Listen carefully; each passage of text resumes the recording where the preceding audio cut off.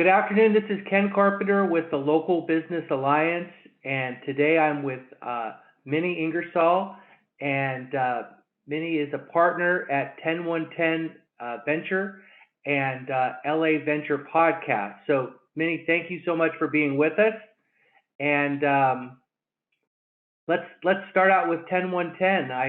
I want to just make sure my viewers might not even be sure what a venture capital firm is. So is there a quick way to describe what a venture capital firm does? Sure. Thanks for having me, Ken.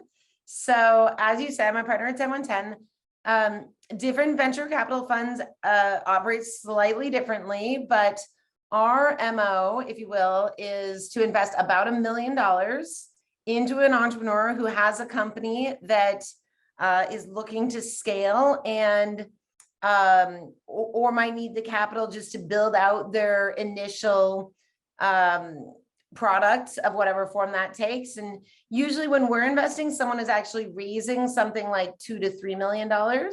So we're only one piece of that. With our $1 million check, though, it allows us to lead around, which means pricing the company. And what we do is, in exchange for that, let's call it $1 million of investment, we get some percent of ownership of that company. And, that takes the form of equity ownership, which means that, we're aligned in helping the company grow and scale and, hopefully have some, multi-billion-dollar outcome in the future. Gotcha. So when you come in initially, if they don't have a product, they don't have revenues, how do you do a valuation? Well, two things I'll say there. So when we're investing, often companies do have a product and do have initial revenue. But what we're investing in is the hope that they become the next Google, and a lot of times, some people are in the position that they can quit their job and, go without salary and, attract other people to join a team potentially without salary, but that's a hard proposition. So a lot of times what we're betting on is that innovation is a real driver of the economy right now. And in order to fuel that innovation, a lot of people need initial seed capital to get going. And, some people can build things themselves, but some need to hire engineers to help them build out their products. We just happen to usually not be sort of the very first round of capital is often a friends and family round or pre-seed capital where someone's raising $500,000, $1 million. We tend to be a little later. So usually someone actually does have some market validation of some sort, at least an MVP, which would be a minimum viable product, something that you can actually, we're product people. We like to be able to play with it with an actual product. Right. So is there a certain technology that you've had success or interest within, or family of technologies that you've been interested, like that you've gotten involved with? Sure. So we would say that we are software and data investors, which sounds very broad, but in fact, it means, we usually don't do hardware. We're not biotech, there are a variety of things like that. Our biggest areas of focus at 10110 right now are health tech, logistics. We have a lot of e-commerce enablement within sort of logistics. I'm going to call it sort of supply chain broadly. There's a lot of manufacturing, and that's, in some part a factor of interest. And some of it is also that Los Angeles is a very rich ecosystem for those areas that I mentioned. It's the largest port in the United States, and actually the second largest port in the United States. It's the largest manufacturing city in the United States. So there's a lot of interesting opportunity, maybe especially relative to the Bay Area, where there's still the majority of venture capital is still Bay Area based. And that's where I was for 20 years, but that's still a lot of the entrepreneurship that you see historically was coming out of the Bay Area. But I think that's that's changed with everyone. Really, probably with entrepreneurship becoming less of a black box, if you will. It used to be sort of this mysterious thing, and nowadays, everyone in universities is able to study entrepreneurship and understand what does it look like to take capital from a venture capitalist, that sort of thing. Sure. So how do you usually identify or get in touch with these types of entrepreneurs? Or do you have a contact system or referral base that funnels in, or are you just really in touch with the latest technical periodicals where you can see, oh, this looks like it'd be really interesting? Or do people tend to come to you first? Usually people are coming to us. So in early rounds of funding, there's a lot of entrepreneurs who decide they have a vision, they understand what they want to build, but they're looking for that capital. So we get a lot of inbound. Certainly we get a lot of referrals. I'm based in Pasadena. I like to have a real presence in Pasadena on the I'd call it the east side of LA. There's a lot of more venture capitalists still based on the west side over in Santa Monica is kind of a nexus. So I get a lot of direct inbound, people who want to send me their decks, want to send me links to their product. But at later stages, there's more of the outbound.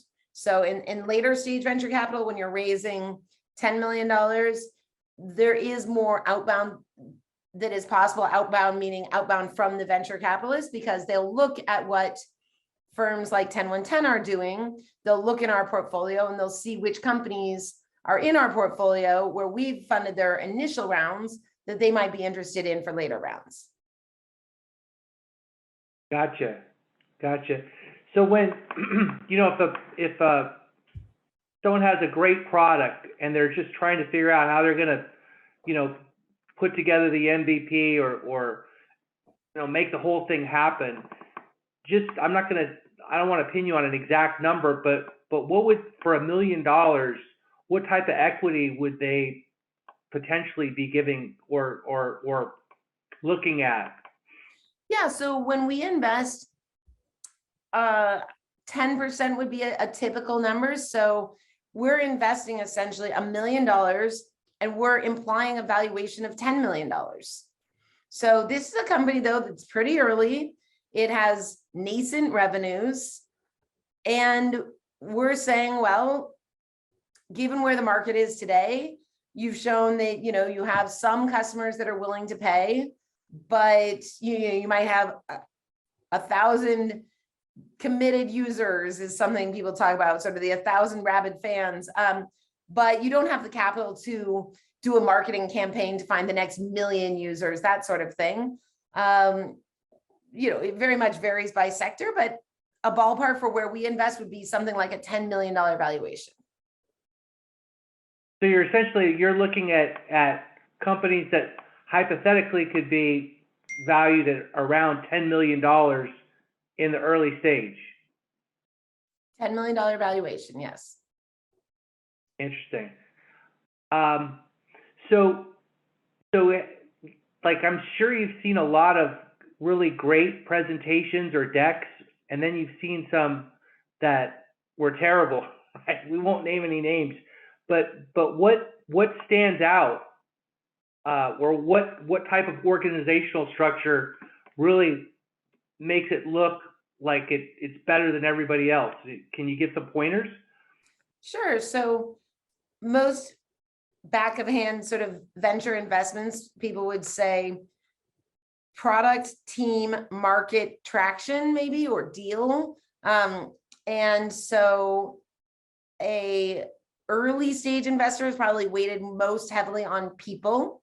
So I'm looking for a team. Usually it's not one person. Usually when I'm investing, it's a team of people, usually someone with a unique insight, a vision into the market, a vision for what the company is going to build that's unique and based on a depth of understanding of a market. So you've been working in that agriculture business for multiple decades and you want more data insight than has been possible in the past, and you realize that satellite imagery is the next frontier. And so then, our ideal sort of founder combination is someone with that deep insight for a vision for an industry, paired with someone with these skills, usually technical skills, to help realize that vision. So you marry, in my example, the person who understands the agriculture business with someone who understands how to make sense of petabytes of satellite imagery data to predict crop yield.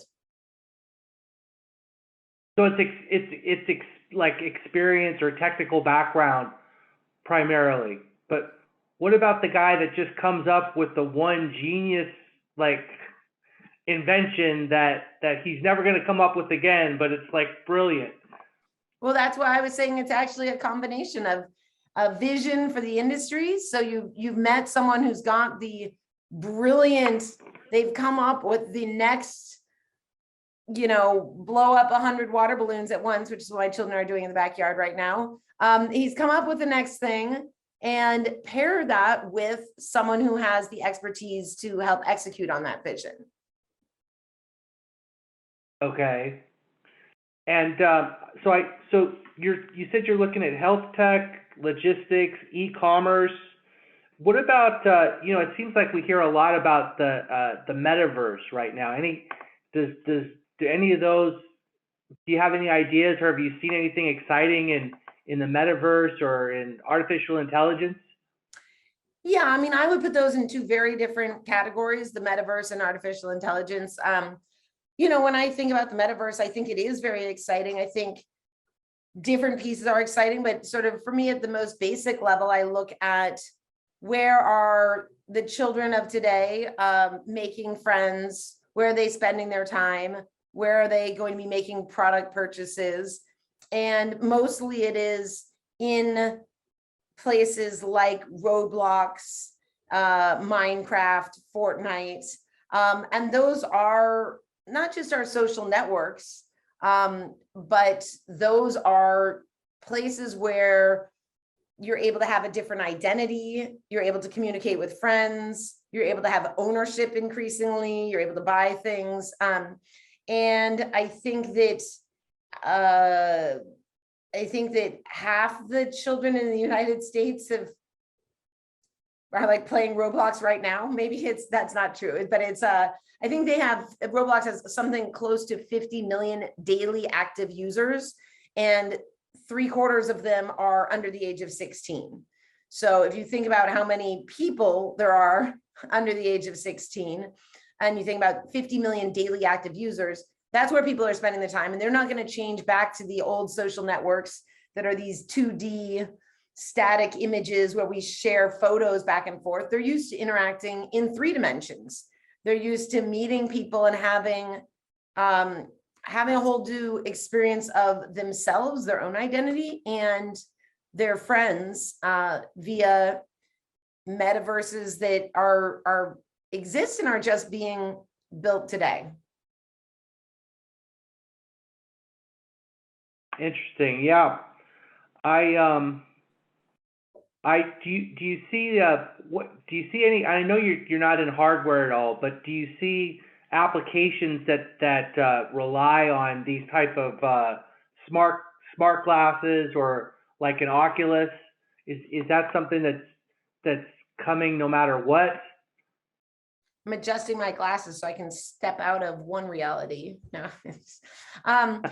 Yes. No, I tend to think that the metaverse is a huge opportunity in multiple different directions. It's the next social network where we're all going to be spending our time. But I don't think, I probably wouldn't put my bets on the hardware component personally. I think there'll be a lot more AR, augmented reality, before we see virtual reality that requires sort of the headset experience. Not that I don't think that might not come, but I don't think it'll be in the, we're all walking around with massive headsets on. I think you'll see things like your ability to interact with what you're watching on a video. So you'll be able to, if you want to, you're watching a movie and you could change experiences. You could put on your headset and step into that movie, step onto the set, interact with what you're watching. I think there'll be a lot more fluidity between video, reality, and what we're seeing and what we're doing, and our ability to sort of merge the real and the make believe is going to be very exciting. But I'm not putting my bets right now on us all wearing Oculus headsets. More like Google Glasses, right? Yeah, Apple. I'd put my bets on Apple, I think, in terms of someone who's able to make beautiful hardware that we all want to wear and interact with. So let me switch topics and can you tell me a little bit of how long have you been doing LA Venture, your podcast? The podcast. So every week I interview a different GP, a different partner at a venture capital fund here in LA. And I've done maybe something like 140 interviews. So I do it every week. So a little over 2 years now. Oh, wow. So, and that might be surprising to some of the viewers that there's that many venture capital firms. It seems like in your business, you're really taking a large risk with what you're doing. It's so, but I guess they're successful and they're out there, right? Can you tell me a notable interview that you've done in the last year that really stood out that maybe the viewers, we could link to it under the video? Sure. I really think it depends on what people are interested in, right? So if you're interested in digital media, I would say that Daniel Leff, who invested in Roku and then sat on their board for 10 years. He did their seed investment, maybe sat on the board for 8 years, but did their seed investment through their IPO. He's fantastic. If you want to hear the story of how Brianne Kimmel built her own venture capital fund, and she very much self-made, had a sort of regular job in actually in Australia, and built her own fund and has all sorts of interesting theses on what to invest in, but also just how to hustle your way into running your own venture fund.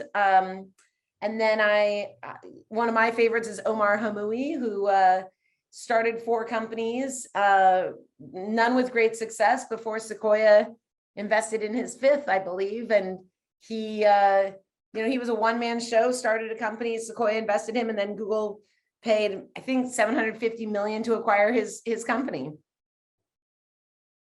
Wow. Pretty impressive. Pretty impressive. Well, we're coming up on our time here. Is there anything that you'd like to close with, or anything else that's important about your company that we should that I've left out? No, I think it's great. I think entrepreneurs who want to get in touch should feel free to reach out. I'm Minnie@10one10.net, and I always appreciate the podcast listeners as well. Thanks. Cool. Well, I'll put a link to that as well at the bottom of the video. So thank you so much for your time. Thank you, Ken.